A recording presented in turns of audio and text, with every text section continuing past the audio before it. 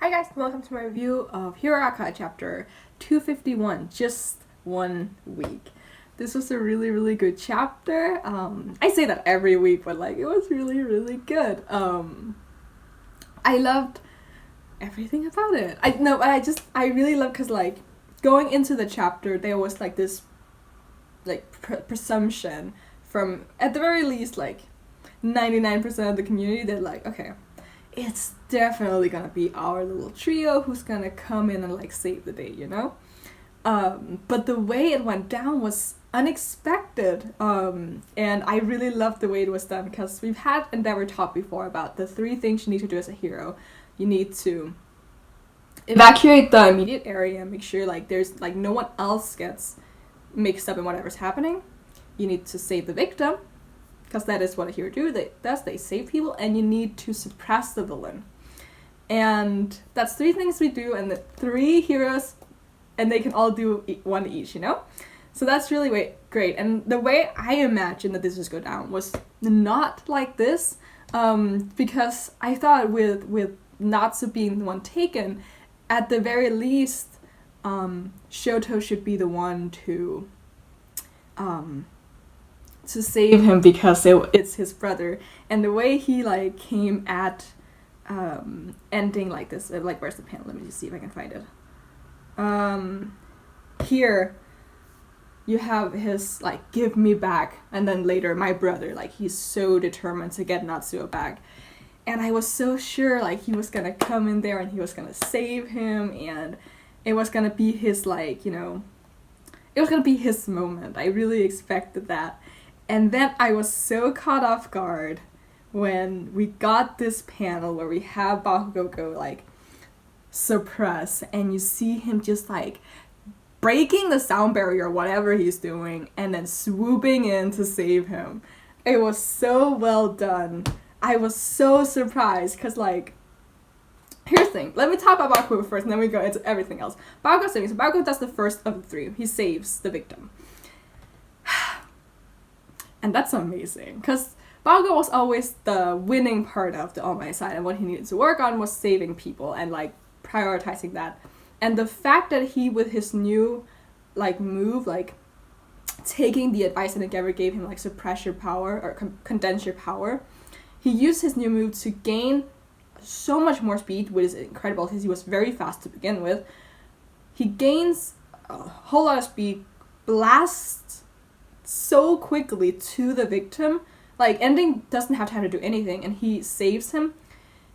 It's so amazing because at the point where he got to Ending, he could have chosen to take down the villain instead. He was there and had the choice, you can either save the victim or fight the villain, and he chose to save the victim, which is something that Bakugo maybe 100 chapters ago would never even have thought of doing.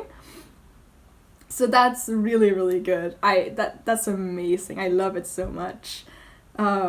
He looks really ugly as he's doing everything. He's completely feral here, but I love that. Then the next person to do something, or to do one of the 3 things, is Deku, who takes care of evacuation as Ending kind of throws cars up into the air. And he also shows off that he learned to do multiple things simultaneously. So he uses Air Force, he uses his black whips, and they come out a lot.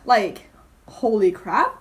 And he has control over them, and he saves everyone so well, and he has this badass landing, actually looks like a hero.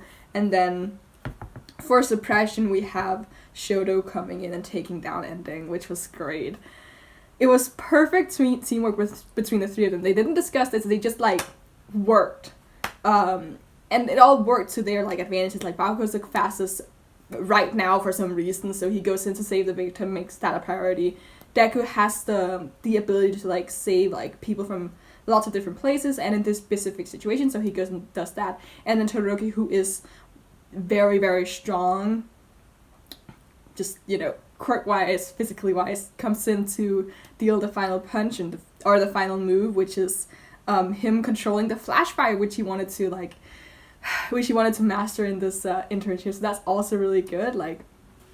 they're all mastering the things they said they wanted to master. They're taking the advice that Endeavor gave them and actually putting it to practical use while beating him to the punch and saving the victim and taking down the villain first. So they did all of the things that Endeavor told them to do. Like, they worked on their quirks, they worked on their special moves, they worked on doing the things that they wanted to do themselves, and they beat him to a villain, like, all in the very last moment of this week of internship. It was really, really, really good. And I love too, you have like Endeavor, where is it, where he hesitates, because he goes forward. Like, obviously he's also very emotional at this point, because like that's his son, and this is probably very much a repeat of something that's happened before. And that, just the second where he hesitates, you see the three like just blow right past him, and that's amazing. And I love the moment where Deku he throws the gear to Bakugo and Shoto. Like, that's a really nice moment too, because he has that like quick, he's really good as a support character while also being able to stand on his own, so that makes a lot of sense. I love that he's calling him Shoto. It works on a lot of levels for me, because the first time I read that, I was like, oh, he's calling him Shoto now, because probably being surrounded by the Todoroki family and becoming closer to Shoto, it almost makes sense for him to go first name basis. But then like it kind of hit me, oh, his hero name is still Shoto, so that's why he's using that.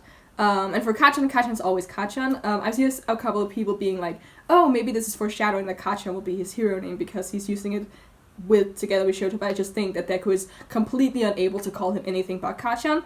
And also because Bakugo does not have a hero name yet that he's revealed to anyone, so what else should he call him? He's not gonna call him Bakugo, he's not gonna call him Katsuki, like, what's he gonna call him? So, yeah. That's really nice. It was just really, really good the way they completed that assignment. Yes. And another favorite panel of mine, let me just find it really quick, is the very, very, not the second to last panel, well, I also love the last panel, but just this awkward ass hug. Which obviously I know it's because Endeavor wants to hug Natsu. Because he's safe, he was saved, and he was really worried. Because he can't bear to lose another child. But he's also caught Bakugo in this really awkward hug. And he just looks so displeased with that. God. But also this expression from Endeavor. He looks like in shock, kind of like, I don't know how to describe this expression that he's making, but it's more like, you know, he's not quite believing it. He really just looks like a parent who was scared to lose his child, and then, you know, he didn't. And I feel like in this moment he's also like realizing that if these children hadn't stepped up their game, Natsu could very well have died. He was so close. So yeah, I'm assuming we're gonna get that Toya stuff really soon now, because we're really getting into the nitty-gritty. So it was just really, really good, the way that everyone was drawn. I really loved Endeavor, like the way he was drawn in terms of facial expressions, body language, and just again our three heroes just doing their job really well. No hesitation, they knew exactly what to do. They did the right thing. It's just really, really good. I'm also very interested in seeing what Natsu's feelings about all of this is gonna be, because Endeavor did not save him. He hesitated and then left the save to someone else. Someone who's as far away from this family drama as could possibly be, because Bakugo is the one who is the least, like, intertwined in this, just because Deku's been a part of it for a little bit longer. So that's, yeah. In that sense, I really love that it was Bakugo who did it, just because that makes it seem more like it was a professional, like, you know, someone you don't have ties to actually coming in to save you, whereas, you know, your own parent, who's the top hero, did not do that well of a job of doing that. But yeah, it was really, I had something else I wanted to talk about and I already forgot what it was. No, it was just really, really good. the composition of the panels and the pages were just, they were great. They all looked super cool. Bakugo still looks like a gremlin. All the panels of Todoroki, maybe this is what I want to talk about, I don't remember. He looks super, super cool. The way his fire burns, it looks super hot. It looks more controlled, but also more like, just more than ever before. Like, it looks like he's just releasing more of it.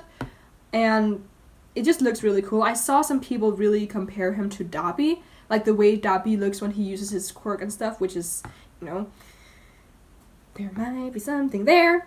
But that's really cool, because if we get the Dabi as Toya, Toya as Dabi thing, that just makes it even cooler that we're making, like, we're doing the comparisons just with the visuals too. God, Bakugo continues to impress me. Dude, he's just great. And Deku was so cool too. I wasn't expecting him to master Black Whip this quickly, so that really, really surprises me. But I'm really happy he is, because this Black Whip is a really, really good quirk for him. Just here we see, like, this is something he wouldn't have been able to do with his power before, so it makes him extra versatile. Sorry, slight interruption, so I kind of forgot what I said, like, just there, but the point I was trying to make was that Deku tends to overthink things, and that makes him a little bit slower on reflexes and just, like, getting things done, and that can kind of cost him a precious second. So the fact that he's doing everything really quickly, like, without thinking too much about it, super, super well improvement on his side, because it's kind of a double-edged sword for him that he thinks so much about things, because it makes him smart, it makes him a really great strategist, but in the heat of the moment, it's really good for him to rely on instinct too, as well as thinking fast. Which was, that was the weakness we saw in Deku versus Kachan too. Like, that was the bit that lost him that fight, is the fact that Bakugo was able to adapt with his weakness, which was the opposite. He moves on instinct, and while he does think a lot about stuff, he's in the heat of the moment, he will go on instinct and reflexes.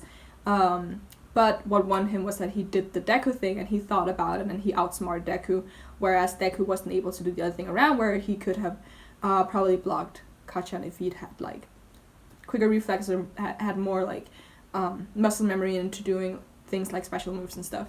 So it's really great to see Deku evolve like this and just do things more instinct, which was his goal, like, to use things simultaneously without thinking too much about it. So that was really good. So yeah, but this, as I said a couple minutes ago, at some point in the chapter, like, they've all addressed to an extent the things they came here to learn. So again, with Todoroki or with Shoto, it was Flash Fire. With Deku, it was being able to do multiple things at once, mainly the Black Whips. And for Bakugo, it was figuring out what he couldn't do. And I'm wondering how far he got with that, because he's always known that in the heat of the moment, he will choose winning over saving. Like, that's the conversation they had with All Might after the Deku versus Kachan 2 fight, that they both embody one part of this image of a hero that All Might's always had.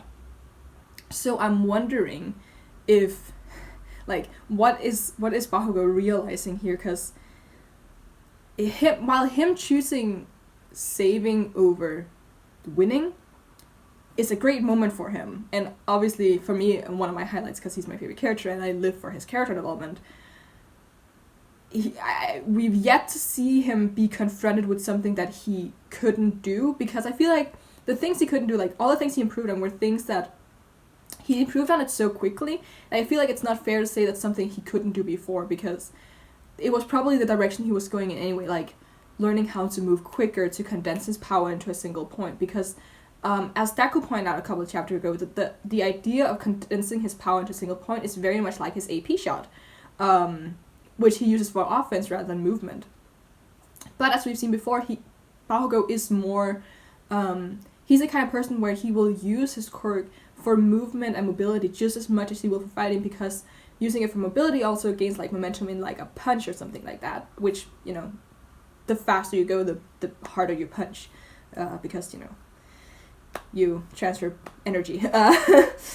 So I'm wondering exactly what Bakugo will realize he's not that good at here, and it might be something that my roommate told me, that what he's gonna realize here is that he's not good at the saving part when it comes to like not necessarily connecting with the victim, but you know, assuring them that like everything's gonna be okay, because he has this like feral energy to him. So it's like if we take the Eri thing, like he might as a hero be able to save her from overhaul, but he might not be able to do the thing that Deku and Mirio is doing for her, which is being able to make her smile and make her feel like she's actually in a safe environment where she's allowed to be herself and have like her own desires and wishes and just naturally smile, you know? So that might be what he's figuring out, because what I want from Bakugo from this arc is for him to come out of it and realize this is something I need to work on, and then work on this throughout the next arc maybe, or just like throughout the next time period of his life, depending on how we do type skips or whatever. So that's something I would love for him to come away with, because that was his goal. His goal was not to find something I can't do and then work on it. His goal was to find something I can't do. And unlike Deku and Shoto, who have completed the task of flash fire and doing things simultaneously as if it's a habit, Bakugo has not been confronted with a thing that he, like, with a thing that he really needs to work on, and like, you know, if that makes any sense, because like the things that he is already working on are things that he's known for a while that he's not good at, like things like teamwork, things like saving people. But even that is something he's done so well in this arc. He's saved Natsuo. He's been working very, very well with Shoto and especially Deku. All the times when we've seen them work together, they've done so very, very smoothly. They haven't gotten in each other's way. That's for all three of them, which is really good points for both Shoto and Bakugo, because that's not something they were very used to doing.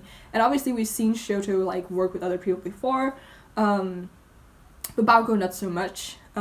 Usually when he works with people, it's the people he's already close to, so Kirishima and Kaminari, sometimes others. For Shoto, we've seen him be a bit more agile with who he works with, although he tends to be like, you know, the tank because he's so strong, while Deku is able to adjust to more or less anyone because he's super smart and knows like everyone so intricately. So yeah, that's why I'm still like, what is Bakugo gonna take away from this? Like, what is the thing where he'll be like, this is still something I need to work on? Because one thing that he will definitely take away from this is that in the moment where he saves Natsuo, I'm sure that felt just as good for him as winning something, because he did the very, not the bare minimum, but like if you have to choose probably one of the three things you could do, you should probably choose to save the victim, because then you minimize death and stuff like that. And of course, in this particular case, like if they hadn't done evacuation but only saved Natsuo, they would have like 3 people die instead of just 1. But like, yeah, oftentimes like if you had to choose between saving and suppressing, maybe it's better to save and then try again for the next time, because you can't try again to save the victim because they're already dead, you know. But either way, I'm sure he's gonna come away feeling really great about the save and actually like understanding more so why this style of being a hero is not something that should be foreign to him, but something that will probably come naturally, just like it did here. Like he went for the save over the win, or the suppression part of it, which is just great. And that's probably also what like All Might kind of meant when he said like win by saving, because Bakugo will probably feel really good about this. So yeah, I think that's all I have for this review. It was a really good chapter. I'm really looking forward to the next one. It's such a shame that HeroAca chapters are so short. Like, I remember before HeroAca got these really short chapters, it was always like, oh, One Piece is short because it's only 16 pages, and now it's just HeroAca's even shorter, so, yeah. But other than that, it was really, really good, and I'm excited for next week, so you can leave a thumbs up if you liked anything I had to say, leave in the comments below your thought of the chapter, and you can subscribe if you want to see more, and until next time, bye!